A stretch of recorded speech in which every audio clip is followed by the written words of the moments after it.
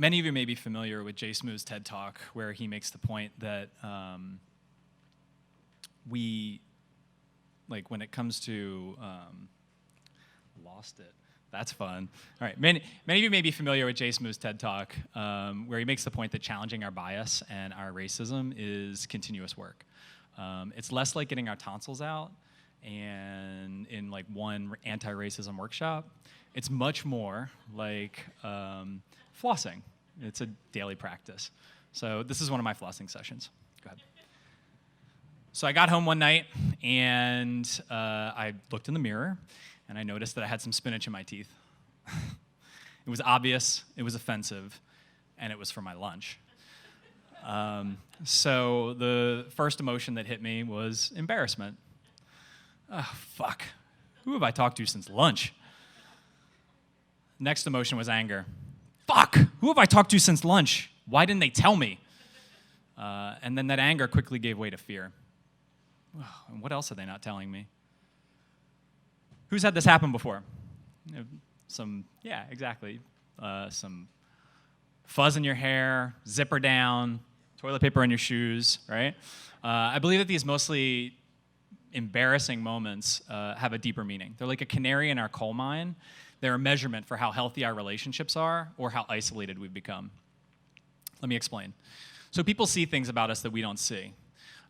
These blind spots are described in a tool called the Johari window. And it takes authentic relationships to hold mirrors up to us so that we can see those blind spots, like the spinach in our teeth or that thing that we said was racist. I had a blind spot reflected for me on my very first day of teaching. I grew up in a mostly white community, southeastern Pennsylvania.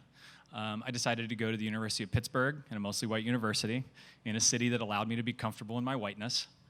I chose to be a teacher. I was given a school, I was assigned a school in a divested community called Homewood, where I was one of only a handful of white people in the entire building. On this day, I was sitting in the back of the classroom, and I was observing my supervising teacher.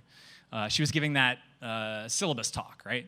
So it was totally boring. I was judging her. There was a young man who was cutting up. He was kind of walking around the room causing a disturbance.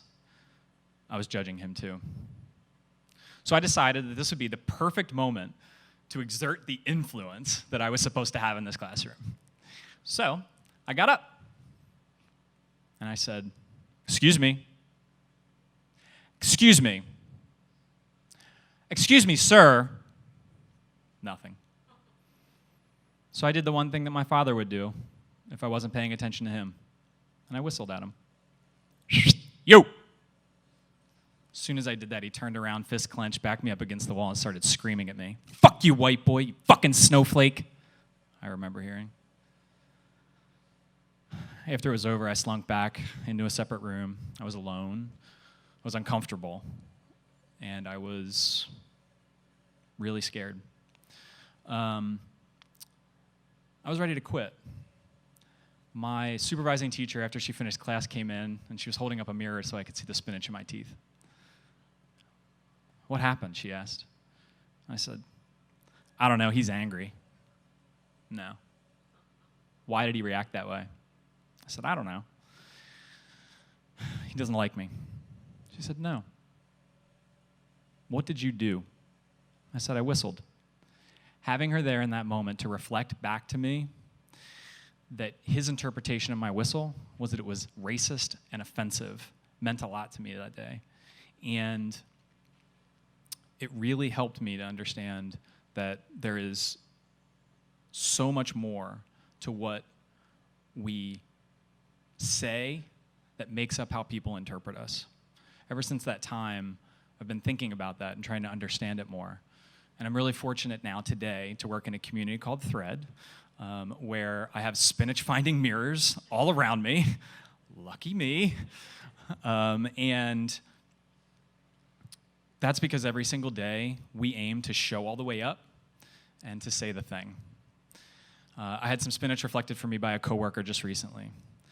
They told me about a time when I was telling a story about a racially charged incident that I was involved in, and I made a few people in the room feel really uncomfortable. They knew it was not my intention. but they felt it important to reflect it back to me anyway. And what I really think that helped me do was it just made me feel really uncomfortable in that moment. Again, the first emotion was embarrassment. I can't believe I did that. Next came anger, again. You don't understand me, and you don't even get the story. But this time, instead of fear, it was gratitude. And I just thanked them, and I said, what do you think I can do differently? How can I make this better? This is just one turn on my spiral of growth. Is it perfect? No, it never will be. It's just one flossing session, Jay Smooth would put it.